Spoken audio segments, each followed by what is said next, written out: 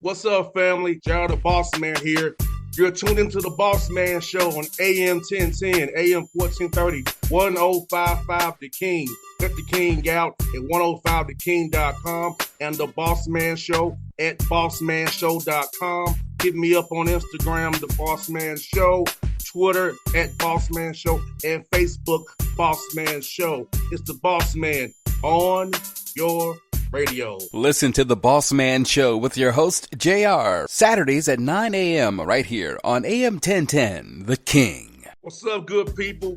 BetOnline is your number one source for all your betting needs. The latest odds, lines, and matchup reports for baseball, boxing, golf, and more. BetOnline continues to be the fastest and easiest way to place your wagers, including live betting and your favorite casino and card games available to play right from your phone. Head to the website or use your mobile device to sign up today and get in on the action. Remember to use your promo code BELIEVE, BLEAV, for your 50% welcome bonus on your first deposit. BetOnline, where the game starts. BS3 Network, changing the way you watch TV. Yes, BS3 Network, changing the way you watch TV, covering content and hot topics from A to Z, sports, music, society and culture, movie reviews, you name it, we have it. Check it out on bs3network.com or check us out on Roku, BS3 TV on Roku, as well as check out your favorite podcast on all podcast platforms or Spreaker.com/BS3 Network. You are now tuned to BS3 Network.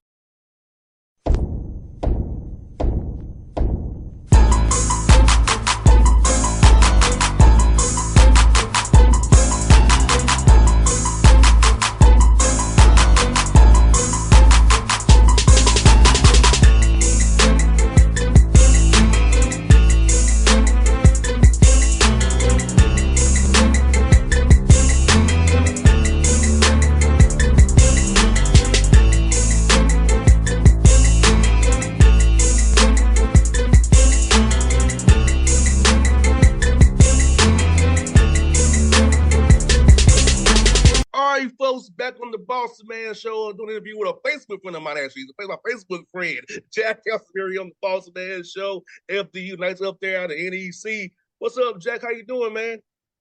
I appreciate you having me on, boss man. This is pretty awesome. Everything's going good over here. We got no complaints. I hear that. Man, ask you, man, tell me about, taking over, being the head coach now, man, making decisions, moving that one seat over, man. Tell me how's it been for you, man, and how fun is it to ask you to be the guy making these calls now, rather than a suggestion, and they making the call yourself now.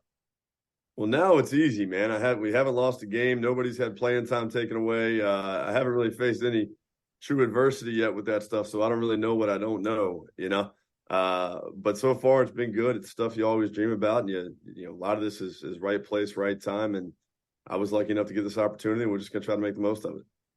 Let me ask you this. My dad's a coach, and I see him with players, going to their weddings, baby showers, events, and them open new businesses. So for you, talk about your wife getting into coaching, and what point did you want to get in this business and help young men? Yeah, I mean, that really is what it's all about. The relationship piece of this is, I think, what drives a lot of us. I mean, obviously, we're all pretty competitive people and love being a part of a team. I was lucky enough. I was exposed to college basketball at a very young age. My father was a sportscaster in the Hampton Roads area and did some national stuff. And so I got to go see a lot of cool things that other kids didn't really get to go see. And maybe the coolest experience I had was my father was the radio guy for Old Dominion basketball for about 20 years.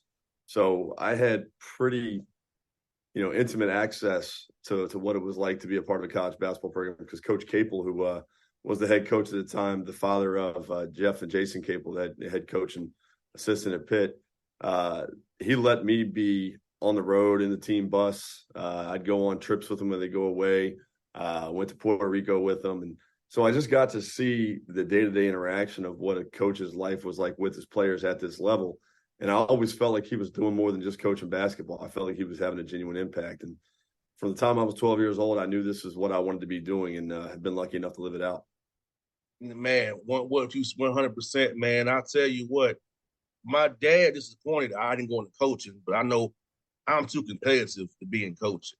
I know I would probably go over the line if I was a coach. So You could say some things 30 years ago you can't do now. Yeah. Yeah. So I get fired up. I say the wrong things, you know? Yeah. You'd have lasted. You'd have been fine 30 years ago. Now it wouldn't have worked. But no. And that's part of us growing with the times, you know, like maybe there's probably better ways to do this than what we've done in the past. And so I think having relationships with your players now is even a bigger part of this thing than maybe it has been before. I think the good guys were always doing it.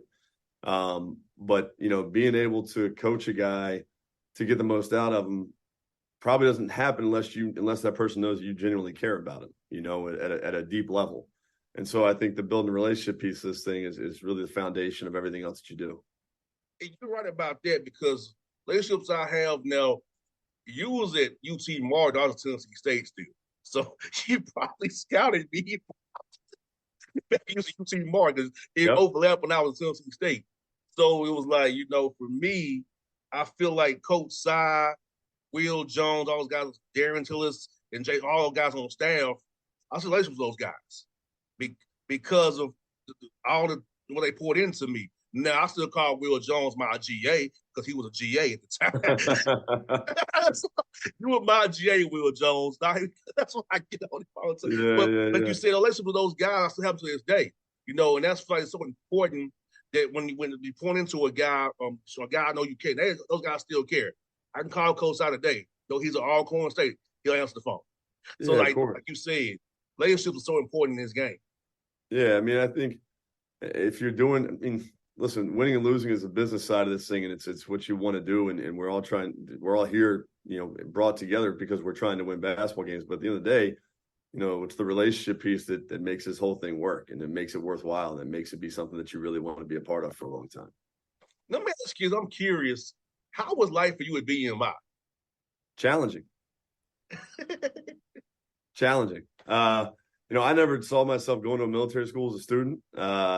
Didn't cross my mind in any way, shape, or form. Funnily enough, I actually my father had called a game at Virginia Tech, and where he'd gone to school, and we were driving back to Virginia Beach where I lived, and where we lived, and he had pulled up on campus when I was going into my senior year of high school at VMI, and pulled up in front of barracks and said, you know, hey, this would be a great place for you to play college basketball. And I laughed at him. I said, there's no chance I'm going to a military school. I said, that'll never happen. And, you know, he kind of said, okay, whatever. And went, you know, we drove on down to Virginia Beach, and 9 months later, there I was wearing a uniform and marching in formation and doing all the rifle manual and all that stuff. So, you know, first of all, you're 18 years old. You're kind of an idiot. You don't really know what you don't, you know, you think you know everything, but you don't. And I ended up in the right spot for me. I think it forced me to grow up a lot quicker than probably I was ready to. If you look at my desk today, it's like everything's at a right angle. There's a little bit of OCD that's probably, you know, from having to have a room be spick and span.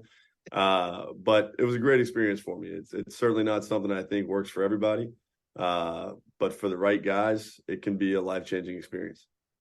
Nah, we're the same way, Jack. Trust me. My office outside the studio, man, is the same way. Hey, I hear everything has a spot in a place. Don't move. Yeah. We the same exact way in that regard, man. And let me ask you, so for you ever listen to the interview who's from Atlanta or beyond in my affiliates, what are the pillars of your program, and what kind of young men do you want to recruit to FDU to be a part of what you guys are building up? Well, we've been talking a lot about 5 things. Competitiveness above anything else is a core for us. Shared sacrifice, collective responsibility. We talk about pride a lot, and there's core values that are important to us. You kind of, hey, how does this fit into everything that we do? You know, but we want guys who are incredibly driven, who want to be great basketball players. We want to recruit guys who want to be pros, because I think when you get to this level, it gets really hard. You know, and when you got to love the game, you got to have a purpose beyond like, hey, I've achieved my goal of getting to Division I basketball. Now I'm settling in. You know, we want guys that want to be pros, because I think at the end of the day, there's probably 15 plays throughout a game where you need a guy who can just go make a play. right? The scheme is great and it all matters, but at the end of the day, players make plays, and that's how you win basketball games. But we also want to bring in high character people. I mean, we had an incredible run last year, and Coach Anderson and the rest of the guys, we did a really good job of getting the right people in here. And so that was helpful when you're handling adversity, right? It's the character of these individuals that makes up how resilient you're going to be. And you certainly work on stuff and you practice in a manner that builds that resilience. But at the end of the day, it's okay. Are there high character people in this room? And so we've recruited high character people. There's not one, knucklehead in the group. It's all guys that you love to have around your family, that you're proud to introduce out in public and saying this is part of FDU basketball. And so as much as we're worried about basketball, we're worried about the character of the person and their drive in the classroom as well. And Jack, what's good about your university is you're 20 minutes from New York City, Manhattan. So internship-wise, networking-wise, that degree you have, opportunities that you have after you play professional, hopefully in Europe or Asia or Australia, you come back, use that degree you have from FDU, and then go across the way, for the financial sector, tech sector. New York has everything you want. Agent could be a sports agent. It's all there for you to grow and use this degree the right way. Yeah, we think it's a unique opportunity here because, you said 20, 25 minutes outside the city. It's kind of a quiet area, neighborhood vibe to it. But you're right down the road from, maybe the most powerful city in the world, and so those internship opportunities are there. The alumni network is there, and they want to help. I mean, our career service people here do an unbelievable job. At the end of the day, college is a means to an end, right? Like, how do we get you the job you want? And for our guys who want to go play professional basketball, okay, when you're done playing ball, how do we help you get the job you want? How do you position yourself over your 4 years here to be ready for that whenever the ball does stop bouncing, right? Which inevitably it does for everybody. So, we have our guys doing internships in the summer, and there's a lot of people who want to help out. So it's an opportunity for you to go get not just the education, but the real work experience, build your network, and be ready for life after basketball. And Jack, let me ask you this, man. 4-year guys, man, as you try to build this roster out, build this program out, have you seen with the COVID year still kind of players still in the mix and, the Power Fives wanting known commodities? Are you getting better JUCO with high school guys you can bring into your program that fits the culture that can help you all now, based because the eyes are it's a little older in certain areas, they want certain things? Yeah, I certainly think that people who have committed to recruiting high school kids are seeing that, guys that are maybe a little more ready. We're certainly excited about a few guys that we have this year. And we want to build our culture around 4-year guys. We will bring in a JUCO. When we recruit everything, we'll recruit transfers, we'll recruit junior college, but we'd like to have the foundation be through 4-year guys to help you build the culture and everything. And so, if there's a massive void one year, we may fill in here or there, but the idea is bring guys who want to be a part of this thing for a long time. And tell me about your workouts this summer. Who are some guys who really improved this summer over you guys' workouts? Well, I think across the board, the guys got significantly better. Some of the young guys came in and were able to adapt a little bit quicker than others. But the summer can kind of be a liar to you a little bit. I mean, I've watched guys in the past come into the summer and crush it. And then when it really got hard in the fall, it wasn't the same experience, and guys who just look like, man, are they ever going to find the floor? And then it clicks for them in November, and all of a sudden, this guy's a pretty good contributor right away. A lot of our returners made huge strides. I mean, Cam Tweedy is a different person than he was last year. We're really excited about Devontae Jameson, our transfer in from St. Thomas Aquinas, who's played in the exact same system that's played for Tobin and Matt Capel in the exact same system that we're running here. So even though he's a transfer, he's a kid who knows the ins and outs of our program because it's not vastly different from anything else he's already seen. Joel Emmanuel has done an incredible job. I mean, obviously, Ansley Almanar is going to be a beast for us. He had the most improved player in the league last year, and his work ethic has continued to carry him through here. I think he's going to make big strides this year. Sean Moore, great player for us, and you got Joe Munden was out injured all summer, but he'll be back in time for the start of practice. So we'll see what he looks like when it's all said and done. But I'm sure I'm missing a couple of guys here. But, when you come off of a year like we just had, it's exciting for everybody, right? Like they want to get in the gym. They want to work harder. There's no reason not to. And, we lost 2 great players in Dimitri Robertson, Grant Singleton. And so I think even though we're bringing a lot of guys back, there's also this unique challenge for these guys. We're like, well, we all kind of have a little bit different role here, So, where we could have relied on those two guys last year, we have new guys we have to rely on this year. So I think that just encourages guys to keep working and be in the gym and be ready to go when their number's called. In the style of play you all play, you're playing at least 9 guys, maybe 10. Yeah. So you gotta stay ready. You put in the work, and your numbers are going to get called for foul trouble, whatever have you. So I feel like the way you guys play, everybody on the roster stays alive per se. They're not like I'm never going to see the court anyway. Everybody still has to to work hard and be ready. Yeah, between you know how college basketball season goes, between injuries or whatever happens where a guy misses a game here or there, and when you're 10 deep already that you're playing your rotation, you're absolutely right. Every single person has to be ready. You never really know what's going to happen or when you might get called upon. And, we're a next man up kind of program. There's no excuse. Hey, we do what we do. Let's go in here and you fill the void that you need to fill for the night, and let's make this happen. So we really do expect everybody to be ready. Now, for you, what you all was run last year, how was non-conference trying to schedule these games, man? I know that's the hardest thing you all do, so recruiting, schedule games. So how hard was it with guys not wanting to play you guys because of style of play and the run you all made? Yeah, it wasn't quite as easy as it was the year before when we were coming off 4 wins, that's for sure. I still think we're able to put together a pretty good schedule. It took a little bit longer this year, and I'm sure there were more people shooting us down than there were in years past. But, I'm a new coach, so I think some people were sitting there going, hey, this new guy, will find out if he knows what he's doing. And it's so hard to schedule these days anyways because you don't know what the other team has when you're looking at non-conference scheduling. These guys are still getting transfers in now, and yet you're still trying to put together a schedule. Now, ours is pretty much done, just waiting on, signing a couple contracts, and we'll be good to go. But it was different, but I still think we have a great schedule where it allows us to challenge ourselves early to be ready for an EC play. And I feel like, the NEC's open because Bryant's gone now. I feel like it's open for you all to rise up and get it, man, like you all did. So I feel like NEC is open right now. You all keep it going, man. You have opportunity to really build some special up there and keep it going, man, because they were winning a lot before you all got there. And now you're there, the system keeps going. I feel like, man, opportunity for you guys is right there for you.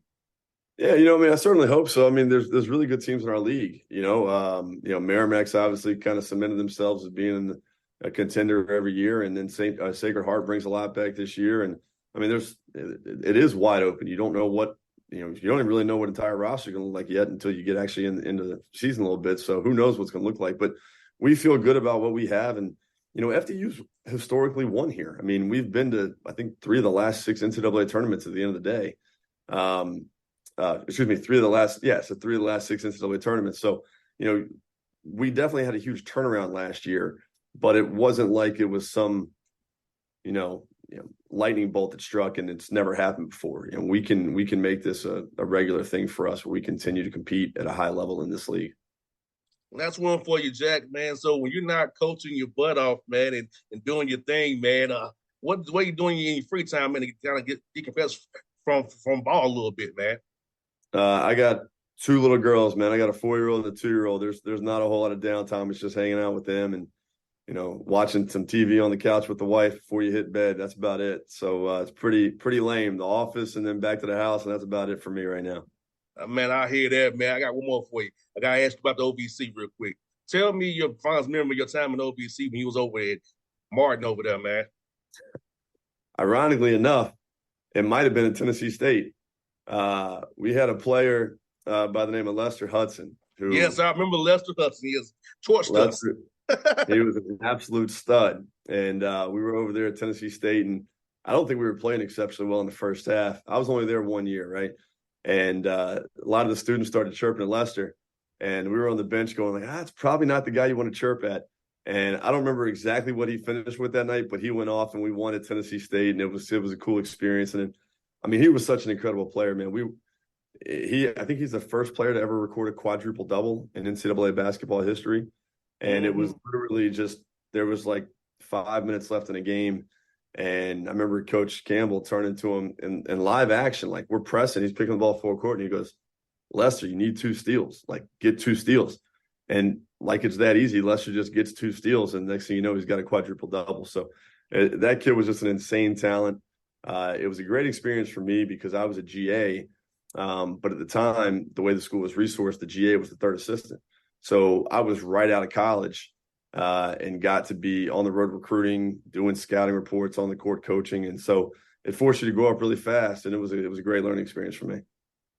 Yeah, I remember that night in Gentry. Yeah, we thought we had a chance, and then he went off on us, and it was a Thursday night game too. No, it was Thursday, Saturday. It was the Thursday, then Saturday, Friday. We couldn't practice anyway. He couldn't go crazy on. He couldn't run us crazily, but we got cursed out the next day. Yeah, I bet. Lester was a problem, man. I mean, he's had a great career overseas. He spent a long time in China where he's absolutely crushed it. He was a special talent. I don't think I've ever been around anybody like him since. That was my first year of coaching, and I have not been around anybody that could score it like him. And he had a beautiful jumper, man. Like his shoulders would get square every single time, no matter which way he was. Like he could turn to always. He was incredible, man. Incredible.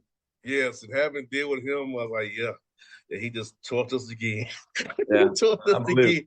Hey, he gave us him and Kenneth Fareed gave us headaches when they was in the league. Morehead State was so good, man. Kenneth Fareed was that kid. He was a freshman that year, and we would just go play them. Be like, what in the world is this kid doing at Morehead State? Like, what is he doing here? And lo and behold, ends up being in the NBA for quite a while. He was a special talent too. Yeah, they came in Gentry and blew us out. And they came in Gentry, blew us out on senior night. We lost them at our place because of a messed up ball screen coverage in the final seconds. I still remember exactly who it was and how it happened. I'm not going to put anybody on blast out here, but that wound still is there 16 years later.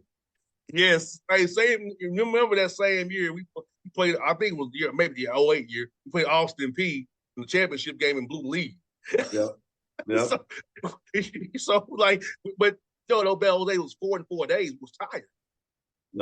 Had no legs left. That's the advantage of finishing in the top half of the league. You get the bye. Yep. That's what it's supposed to be about. So I get it. Yeah, Dave Lewis got us good at that day. He got us good. Yeah, he's a heck of a coach, man. That's for sure. No doubt, man. Jack, it was fun to talk to you, man. Get your number offline here, saying contact with you, my brother. And I'll be cheering for you. Like I said, I love what you do with FDU, you guys, man. So I'm in your quarter, man. I appreciate it. Thanks for having me on, man. Thank you. I really do. BS3 Network, changing the way you watch TV. Yes, BS3 Network, changing the way you watch TV, covering content and hot topics from A to Z. Sports, music, society and culture, movie reviews, you name it, we have it. Check it out on bs3network.com or check us out on Roku, BS3 TV on Roku, as well as check out your favorite podcast on all podcast platforms or Spreaker.com/BS3 Network. You are now tuned to BS3 Network. What's up, good people? Bet Online is your number one source for all your betting needs. The latest odds, lines, and matchup reports for baseball, boxing, golf, and more. Bet Online continues to be the fastest and easiest way to place your wagers, including live betting and your favorite casino and card games available to play right from your phone. Head to the website or use your mobile device to sign up today and get in on the action. Remember to use your promo code BELIEVE, BLEAV, for your 50% welcome bonus on your first deposit. Bet Online, where the game starts. What's up, family? Gerald the Bossman here. You're tuned into the Bossman Show on AM 1010, AM 1430, 1055 The King. Check The King out at 105theking.com and the Bossman Show at bossmanshow.com. Hit me up on Instagram, The Bossman Show, Twitter at Bossman Show, and Facebook, Bossman Show. It's the Bossman on your radio. Listen to the Bossman Show with your host, JR, Saturdays at 9 a.m. right here on AM 1010, The King.